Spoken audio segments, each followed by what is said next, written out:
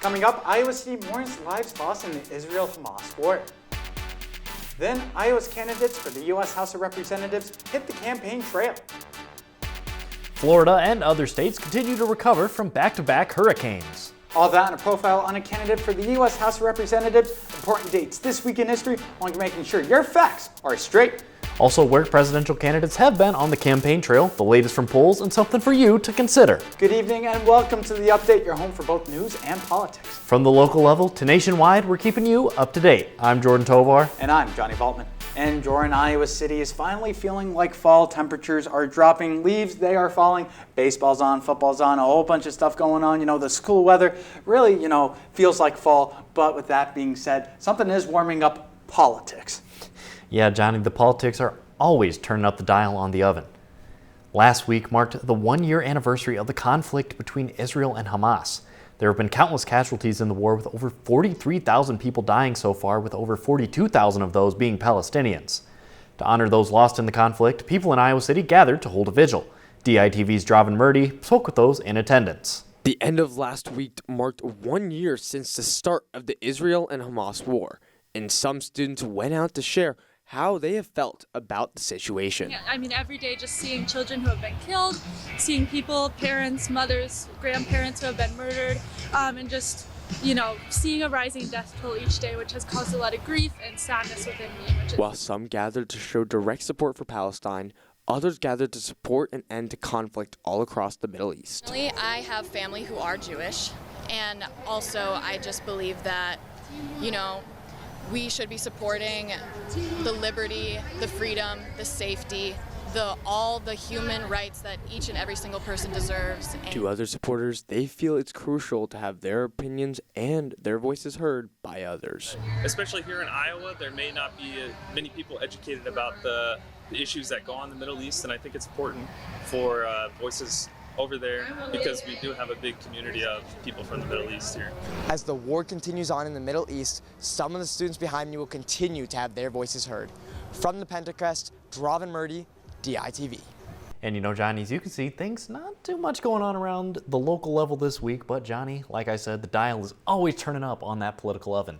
Oh yes, Jordan, and just like the heat, it continues to rise and rise and rise. So again, outside of Iowa City, looking at Iowa's District 1, which includes eastern Iowa, there is a lot going on, especially with what could be probably one of the closest races for the U.S. House of Representatives in this district. So what I was able to do this weekend was Christina Bohannon was here in Iowa City, Marinette Miller-Meeks was in Walcott, Iowa. I have more on the campaigns and what they're campaigning behind. Louder. Abortioning? Healthcare! District 1's Democratic candidate Christina Bohannon rallied behind reproductive rights and access to abortions at the University of Iowa on Friday. Bohannon's campaign continues to target young voters with these type of rallies. She's a mom, and she fiercely believes that it's our choice to decide what to do with our bodies. Special guests made their pitches to potential voters about the weight behind their vote and how it can impact the state of Iowa. We can stop further attacks against Iowa's access to essential life-saving healthcare. Bohannon spoke about the economy and education, but continues to emphasize reproductive rights as one of her main points for running. Have less freedom around this issue here in Iowa today than they did in Iowa in the mid-1800s, or around the time that Iowa became a state. While Bohannon was here in Iowa City rallying around reproductive rights, her opponent Marinette Miller-Meeks was in Walcott rallying around some other issues. Pledge allegiance to the flag of the United States of America. Focusing on the economy and border, Miller-Meeks was joined by two fellow members of the United States House of Representatives to show their support for a fellow Republican. Miller-Meeks' race is so critical to keeping the House that it is important that all members come here and do everything we can to ensure a victory for her. The three also share a special bond, all being Republican women within the U.S. House of Representatives. We're women who really care about this country. We work hard. We have good ideas. We want to see smaller, more accountable government. We want to protect individual freedom. freedoms, and we get elected based on our ideas and our work ethic. Miller Meeks believes that problems within the economy and at the border can be fixed with a Republican in the White House and a majority in the House of Representatives. And we have a Republican president, we have Donald Trump back in the White House, then we do need to do immigration reform. We need to make sure we complete the fence, and we need to make sure that all of the technology that goes along with that is available to our Customs and Border Protection agents. With a week until the two candidates debate and 22 days until the general election, both campaigns are stepping up, trying to get voters to vote for them in what will be a highly contested battle in November. From Walcott, Iowa, Johnny Valtman, DITV. And Jordan, as you saw, very busy. I mean, I've never been to Walcott. I mean, Iowans, you know, it has the world's largest truck stop. Unable to stop there, but stop in there. And then even here in Iowa City, it's always good to go see those campaigns, hear how they're getting to the different voters as well. Yeah, Johnny, and I'm kind of interested to see how they get to those voters and how they see how that race plays out. It'll be an interesting one to watch, but we're going to be ballooning even more here. The heat's continuing to rise as we'll head to the national stage as Ryan Lynch is taking over for Jace this week in the newsroom with our national news. Yes, guys, and Western North Carolina is dealing with the aftermath from Hurricane Helene. Appalachian State University and Boone, North Carolina will resume classes this week after their fall break ends on October 16th. Classes at App State have been canceled for weeks after an initial closure on September 28th.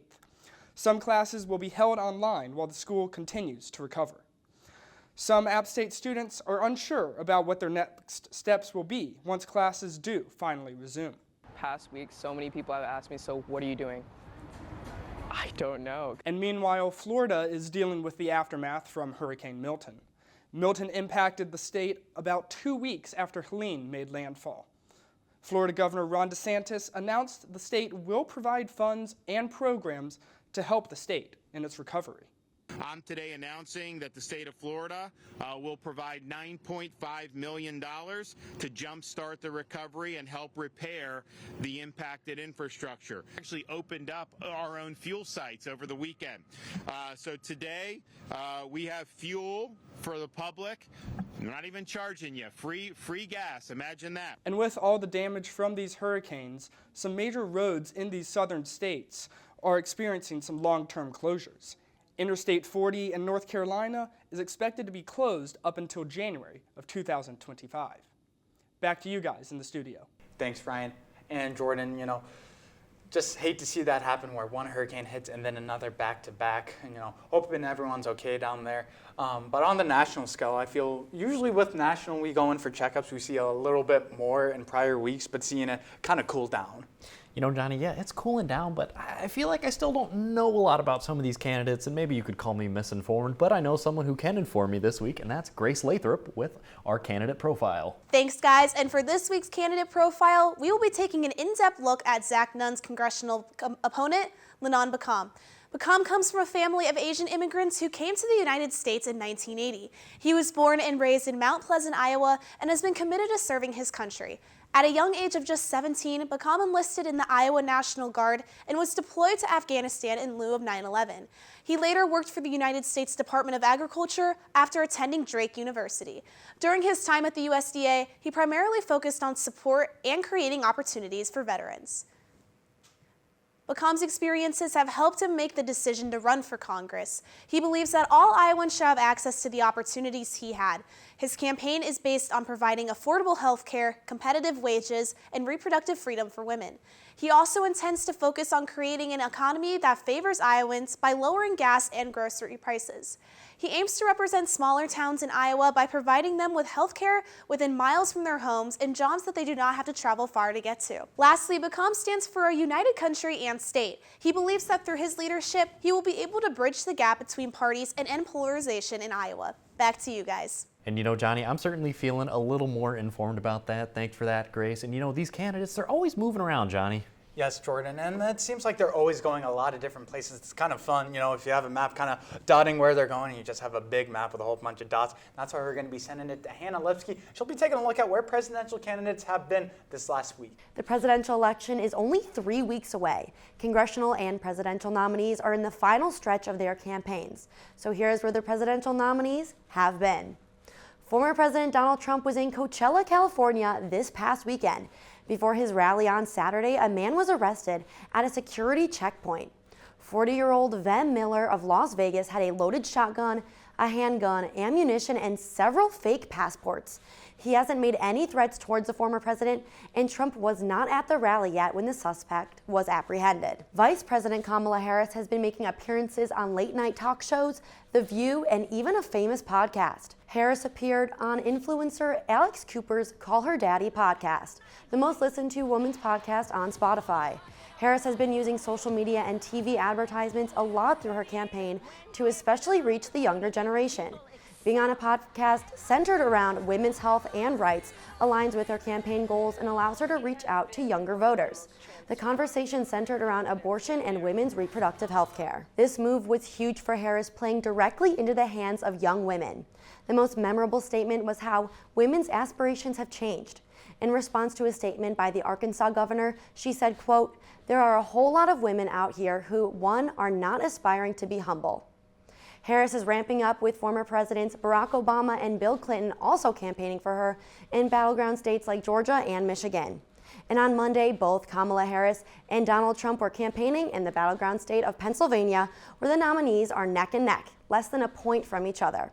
Now I'll send it back to Jordan and Johnny. Thanks, Hannah. And Jordan, as she was talking about, the margin between Trump and Harris being so close, and it seems like as we continue to have the days between the election and now shrink, it seems like some of those numbers are also shrinking, those gaps between Harris and Trump, even the congressional districts as well, just continue to shrink. So it's really hard to try and see who's going to win until people go out and vote. But it's always fun to look at polls. Yeah, Johnny, during her segment, she started talking about thin margins and numbers. My ears perked up like a dog. I started to get a little excited. Johnny, with a little under a month until Election Day, we'll be taking a look at polls in the 7 swing states across the country, as they could prove to be some of the tightest races in the country.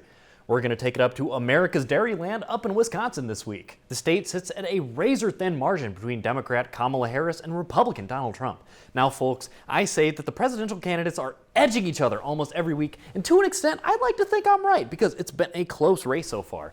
This, however, is a real true blue edge-off, with Harris only leading by 0.6 points, according to 538's average of polls done in the Badger State so far. Taking it out to the Silver State in Nevada, the margins are even thinner. Harris only sits at an average of 0.5 above Trump and across Nevada polls. And polls across the country are starting to stagnate with little fluctuation from week to week, with this race staying close and no clear winner. Harvard University's latest poll shows that Trump and Harris are still within arm's length reach of each other, though Kamala still holds the advantage 51 to 49%. And Johnny, I was talking about earlier, I love numbers, and what's something I love even more, Johnny? What? I love history. And Johnny, it's the Halloween, it's spooky season. I need a sweet treat, so give me a little history treat. Oh yes, Jordan, I love giving out these history lessons, I'll never be a high school teacher, teaching out history, but I think this is pretty close. So we're gonna get started off here, because on October 15th, 1991, the U.S. Senate confirmed Clarence Thomas to the Supreme Court. The first African-American Justice Thurgood Marshall was retiring, and at the time, President George Bush chose Thomas.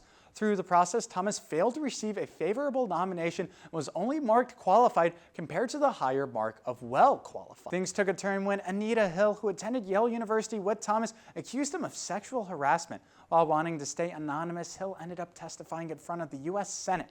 Marshall denied the claim in his hearing and would not take questions about his personal life. After a 99-day process, Thomas was voted into the Supreme Court by the U.S. Senate in a narrow 4-vote margin.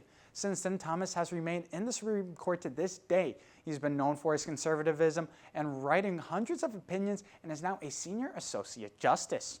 October 16, 1859, John Brown began his raid at Harper's Ferry. Brown and 21 others began freeing slaves and taking hostages on the night of October 16th, bunking down in an armory. Brown waited for the slaves they had just freed to join the cause, but a lack of communication left the group stranded. On October 18th, President James Buchanan sent out the U.S. Marines to dispose of the raid. It took 3 minutes for the Marines to free the hostages after their assault on the armory. Brown was captured and 12 men were dead in the dust. Brown and 7 other men who participated in the raid would be found guilty and executed for treason. And on October 19, 1987, Black Monday hit Wall Street. The Dow Jones stock plummeted 22.6%. The 506 points was the largest drop in its history. This sent ripples throughout the economic world, impacting nations such as the United Kingdom, West Germany, and Japan feeling it. Well, I won't bore you with the big words that caused the crash. A factor was the Louvre Accord, which was to stabilize the US dollar, falling through. And for you rocks on the move, a lot of music this week in history, especially from the Rolling Stones, who released 3 albums, 12 by 5 and It's Only Rock and Roll. After 30 years, those stored and evolved, the band released their rock and roll circuits, which included acts such as John Lennon, The Who, Eric Clapton, and more. But I couldn't forget about some of these other bands, as Yes and Simon & Garfunkel kicked off their discographies with Wednesday Morning 3 a.m. and Yes. Rock bands such as The Who and the Steve Miller Band released solid albums with Quadrophenia and The Joker, and of course, how could I forget, David Bowie released Heroes. And Jordan, I'm not much of a joker, but I think we need a hero in the update right now, especially with some of the stuff going on. Yeah, Johnny, I need to be saved from this absolute baloney that's been going on my social medias, and once again, I know someone who's going to save us from that, Johnny, and we're going to send it back to Grace, who has this week's fact check. Guys, and former President Donald Trump is spreading false statements about the Biden administration's aid in FEMA relief. FEMA is the Federal Emergency Management Agency, and he is claiming that this money has been used to support illegal migrants at the southern border, hence the reasoning behind the lack of relief efforts under the Biden administration. He claims that these efforts are being used as a campaign tactic to get illegal immigrants to vote in favor of Kamala Harris during the upcoming presidential election. These false statements are causing distrust and turmoil for those affected by the recent storms in the South. There are no evidence to support Trump's claims, and despite them being echoed by his supporters, including millionaire Elon Musk. The FEMA administration has responded to these claims by reassuring citizens that all the money has gone straight towards disaster relief. There is no evidence that any of this money was used to help migrants, and as of Sunday, it has been reported that FEMA has used $137 million so far to assist 6 states in the South with immediate relief.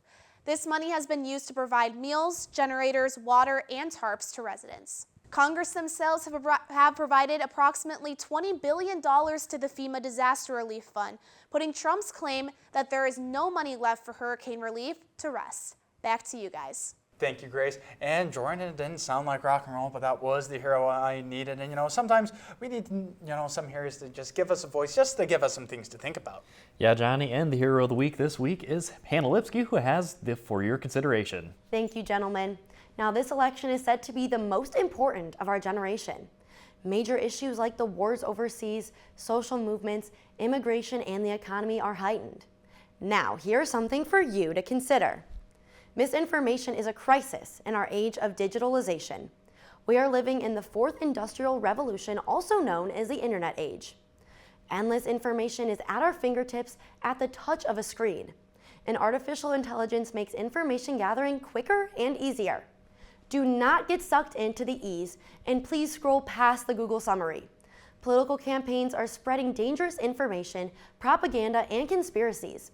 Find reliable sources, check multiple of them, and don't believe everything you see on social media. Algorithms are meant to keep us scrolling and will consistently feed us with our biases and political beliefs. There is so much mistrust in media for having bias, but social media is much worse, and we should trust our government and our outlets more than random people on TikTok and Twitter. Back to you guys. Thank you for tuning in to the update tonight, where you'll find all your news and politics. Tune in next week for more updates from the local level to the nationwide level. From the update, I'm Johnny Valtman. And I'm Jordan Tovar. Have a wonderful night.